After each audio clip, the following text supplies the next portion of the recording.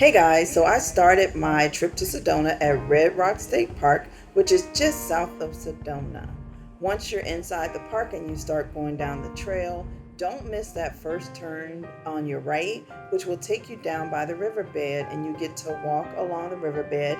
It is paved, so you don't have to worry about getting your shoes all muddy. But further in the park, you get to cross this amazing bridge. And once you cross that bridge, there's tons of trails back there that can take you up to a summit. But this area is a great backdrop to Sedona. So you get to see Sedona from a different viewpoint with less crowds. Once we drove into Sedona, I did stop by Chapel of the Holy Cross.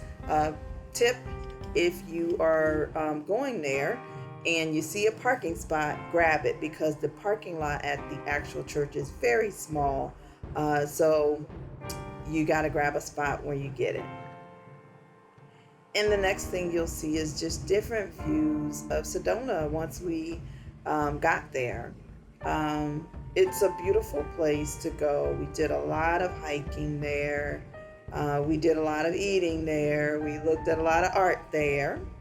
But yeah, as you can see, there's Cathedral Rock, there's Bell Rock, and all of the other rock formations and buttes that you hear about in Sedona. It is truly an amazing place. I did not expect to fall in love with it so much. I only heard that there was just spas in Sedona, but there's much more than just spas in Sedona.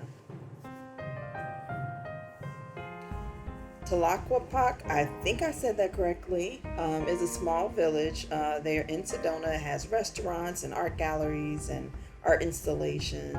But one of the highlights of my trip was going on the Pink Jeep tours. We did a more rugged tour, which is, I think it's called the Diamond Tour, where we went up into the rough terrain over some rocks. There was a lot of dune buggies and stuff up there.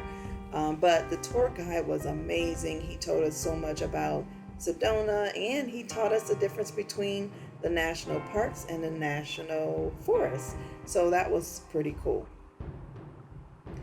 Not far from Sedona, you'll find Tuesday Goods, which is Palo ruins. As you can see, a lot of the structure is still there. It's an amazing sight to see as far as where they built those ruins.